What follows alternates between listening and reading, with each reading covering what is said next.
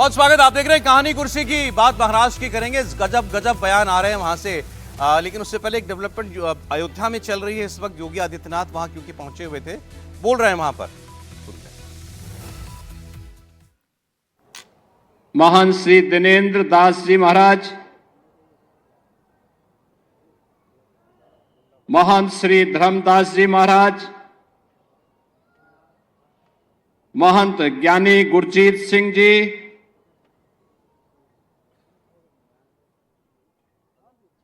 श्री राम जन्मभूमि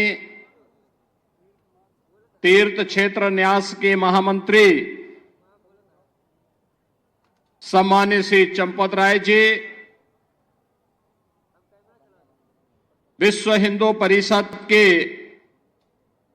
हमारे केंद्रीय पदाधिकारी माननीय श्री दिनेश जी, उत्तर प्रदेश सरकार के मंत्रिमंडल के मेरे सहयोगी, प्रभारी मंत्री अयोध्या श्री सूर्य प्रताप शाही जी, जल शक्ति मंत्री श्री स्वतंत्र देव सिंह जी, महापौर महंत गिरीशपति त्रिपाठी जी, जिला पंचायत अध्यक्ष श्रीमती रोली सिंह जी, माननीय विधायकगण श्री वेद प्रकाश गुप्ता जी, रामचंद्र यादव जी, अमित सिंह चौहान जी, अभय सिंह जी, उत्तर प्रदेश सरकार के सलाहकार श्री अवनीश अवस्थी जी, श्री राम जन्मभूमि तीर्थ क्षेत्र के सदस्य श्री अनिल मिश्र जी, गोपाल जी, तीर्थ क्षेत्र ट्रस्ट से जुड़े हुए सभी पदाधिकारीगण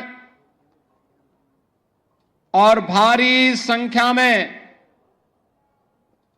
प्रतिष्ठा द्वादशी के शुभ आयोजन के साक्षी बन रहे देश के कोने कोने से आए हुए सभी पूज्य संतजन, भक्तजन और उपस्थित बहन और भाइयों, मैं सबसे पहले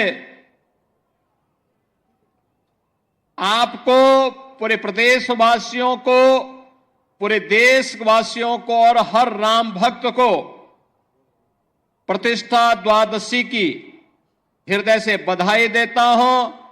उन सबके प्रति, आप सबके प्रति अपनी मंगलमय शुभकामनाएं भी व्यक्त करता हूं। हिंदू पंचांग के अनुसार आज ही के दिन ठीक 1 वर्ष पहले देश के यशस्वी प्रधानमंत्री आदरणीय श्री नरेंद्र मोदी जी के कर कमलों से 500 वर्षों का इंतजार समाप्त करते हुए श्री राम जन्मभूमि पर प्रभु श्री राम लला का मूर्ति प्राण प्रतिष्ठा का कार्यक्रम संपन्न हुआ था। और इसीलिए 1 वर्ष पूर्ण होने के उपलक्ष्य में हिंदू पंचांग के अनुरूप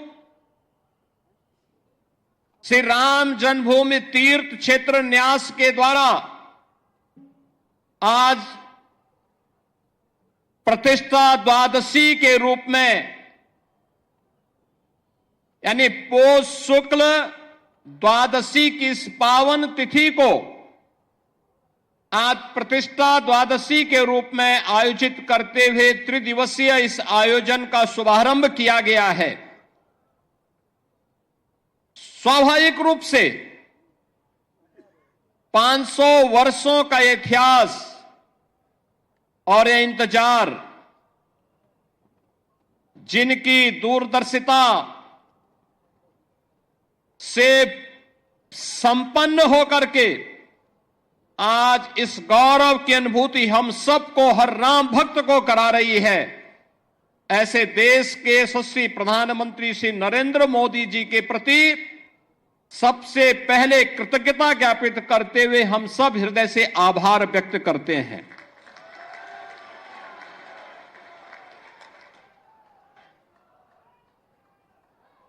बहनों और भाइयों, इस अवसर पर श्री राम जन्मभूमि के लिए चले एक लंबे आंदोलन को, जो संविधान के दायरे में रह करके लोकतांत्रिक तरीके से जिस आंदोलन को एक मंच पर सजोने का काम राष्ट्रीय स्वयंसेवक संघ के मार्गदर्शन और नेतृत्व में सरदेव अशोक सिंघल जी ने आगे बढ़ाने का कार्य किया था, आज उनकी स्मृतियों को भी नमन करते हुए उन्हें मैं विनम्र श्रद्धांजलि अर्पित करता हूं।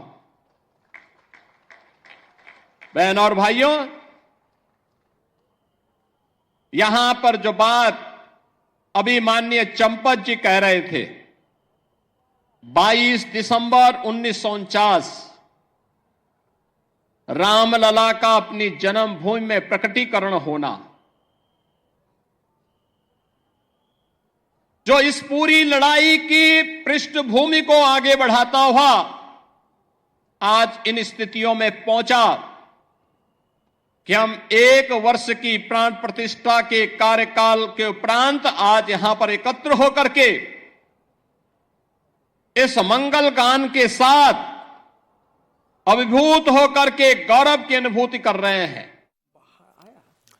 योगी जी बोल रहे थे अयोध्या में रामलला के मंदिर में प्राण प्रतिष्ठा को आज 1 साल पूरे हुए हैं, उस अवसर पर वो बात कर रहे थे। आपने देखा आरएसएस का और अशोक सिंघल जी का, विश्व हिंदू परिषद का उन्होंने नाम लिया शुरुआत में ही बिल्कुल, कि उनके द्वारा जो आंदोलन चलाया गया उसी की ये फलस्वरूप ये परिणति होते हुए आपने देखी कि राम मंदिर बना। मैं आपको महाराष्ट्र की खबर बता रहा था, वहां भी कुछ अजीब बातें हो रही हैं। मैं आपको 2 बयान सुनाता हूं। पहले संजय राउत का। संजय राउत कह रहे हैं कि अब हमने ये तय कर लिया है कि जो लोकल बॉडी इलेक्शन होंगे पुणे, कहां सर, नागपुर का, नागपुर और मुंबई का, पूरे महाराष्ट्र के सारे नगर निगम, हम अलग लड़ेंगे, ये हम कोई महाविकास अघाड़ी के तौर पर नहीं लड़ने जा रहे हैं। तो वो अलग हो रहे हैं। उनको समझ में आ गया कि भाई हमारा वोट, जो हमारा कोर मतदाता था, वो तो अलग हो गया हमसे। जब हम इनके साथ आए हैं तो असल परीक्षा तो यही हुई है जब ठाकरे जी के खेमा बदल लेने के बाद। दूसरा, फडणवीस जी ने जो स्टेटमेंट दिया, उन्होंने ये कहा कि सवाल हुआ कि अब आप कभी शरद पवार के बारे में के साथ जाने के बारे में तो नहीं सोच सकते ना। तो उन्होंने कहा कि मैं ये कहना चाहता हूं कि कुछ भी असंभव नहीं है, और मैंने यही देखा है राजनीति में कुछ भी हो सकता है। अगर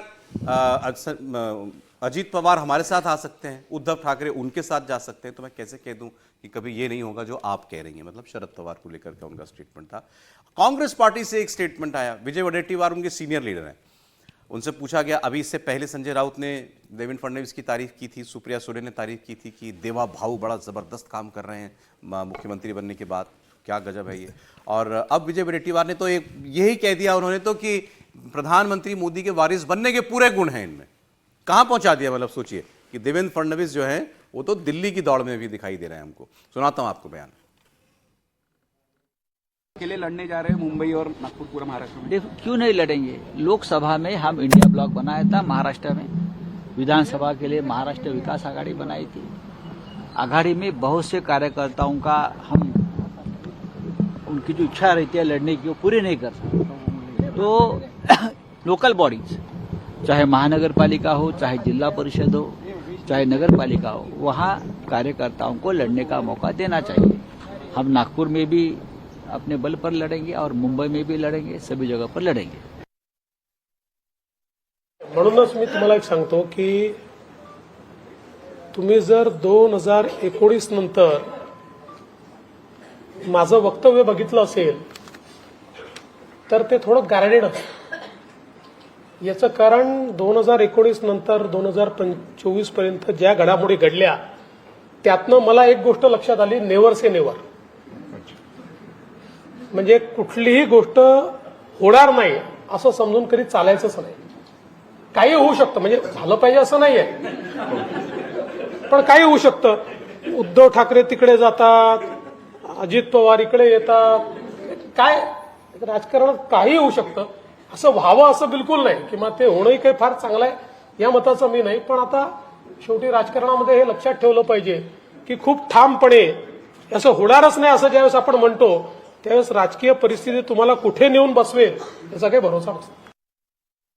सीएम झाले मला, आम्ही तर तुमच्याकडे हा सगळ्या काय महाराष्ट्रातील बघतोय, ज्यांच्यामध्ये कर्तृत्व आहे, ज्यांच्यामध्ये कार्य करण्याची ताकद आणि हिंमत आहे. तुम्ही सुद्धा आता मोदी साहेबांचे वारसदार व्हावे, स्वाभाविक आहे, त्यात काही. भाई, दो स्टेटमेंट मराठी में तो पहले ट्रांसलेशन दे देंगे आप. देवेंद्र फडणवीस ने जो बोला, देवेंद्र फडणवीस ने कहा कि 2019 से लेकर 2024 का जो कार्यकाल रहा है महाराष्ट्र की राजनीति का, उसको देखने के बाद मैं स्पष्ट रूप से कह सकता हूं कि राजनीति में कुछ भी असंभव नहीं है. अच्छा। आप निश्चित रूप से कुछ नहीं कह सकते कि राजनीति में नहीं होने वाला है. फिर उन्होंने कहा कि भाई उद्धव ठाकरे जो हमारे साथ लड़े वो वहां चले जाते हैं, अजित पवार जिनके खिलाफ हम जिंदगी भर लड़ते रहे वो हमारे पास आ जाते हैं. तो मुझे लगता है कि राजनीति में कुछ भी संभव है. तो कभी ये मत कहो कि नहीं, ये कभी नहीं होने वाला है. भविष्य की राजनीति में आपको कहां राजनीति लेकर ले जाएगी आप ये आज नहीं कह सकते. तो राजनीति में जब जो आएगा उसको फेस करना पड़ता है, उससे सब निर्णय लेने पड़ते हैं. तो उन्होंने बहुत स्पष्ट और खुले मन से इस बात को स्वीकार किया कि राजनीति में कुछ भी असंभव नहीं है. कोई भी गठबंधन बन सकता है, कोई भी गठबंधन टूट सकता है. और ये वडेट्टीवार साहब क्या कह रहे थे? और वट्टीवार तो कांग्रेस के बड़े नेता है, ये भी विदर्भ से ही आते हैं, ब्रह्मपुरी से विधायक हैं, विपक्ष के नेता रहे जब इसके पहले के सरकार में. उनका यह कहना था कि भाई देवेंद्र फडणवीस जिस तरीके से काम कर रहा है, जिस तरीके नेता है, सबको साथ लेकर चलते हैं, और उनका अपनी पार्टी के अलावा दूसरे पार्टी के अंदर भी जो सम्मान है जो नरेंद्र मोदी का जैसा है, तो ये देवेंद्र फडणवीस मोदी जी का स्थान लेने के लिए परफेक्ट है. फिर उन्होंने इस बात का भी जिक्र कहा है कि 2014 में ही कहा जाता था कि केंद्र में नरेंद्र, प्रदेश में देवेंद्र. तो बोले वही है कि अब नरेंद्र केंद्र में रहे, प्रदेश में देवेंद्र रहे, तो मैं चाहता हूं कि प्रदेश के देवेंद्र भी आगे केंद्र के नरेंद्र बने. उन्होंने इस बात का जिक्र किया था. एक जरा बात उद्धव ठाकरे की कर लें सर. संजय राउत कह रहे हैं कि हम लोग लड़ा नहीं पाते हमारे वर्कर्स को, इसलिए अब हम सीट शेयरिंग नहीं करेंगे किसी के साथ, हम किसी के साथ मिलकर नहीं लड़ेंगे, अकेले लड़ेंगे. देखिए, जैसे दो चीज़ें हैं ना, जैसे देवेंद्र जी ने कहा नेवर से नेवर पॉलिटिक्स में, politics is game of possibilities. ऐसे संजय राउत जी की बात को मान के चलिए कि हर चीज़ का एक एक्सक्यूज़ है, उसको उसी समय तक के लिए लीजिए. हो सकता है इस चुनाव के बाद फिर जरूरत पड़े तो कहीं नहीं, मुद्दा बड़ा है. तो इसलिए उनकी बात को राष्ट्र हित में, राष्ट्र के, प्रदेश के हित में वो कोई भी फैसला कर सकते हैं. और राजनेताओं की ये खूबसूरत बात होती है, इसलिए मैं कहता हूँ उनका दिल बहुत बड़ा होता है. बॉटम लाइन वो जो संजय देवेंद्र फडणवीस जी ने कह दिया, नेवर से नेवर. राजनीति में सब कुछ मुमकिन है.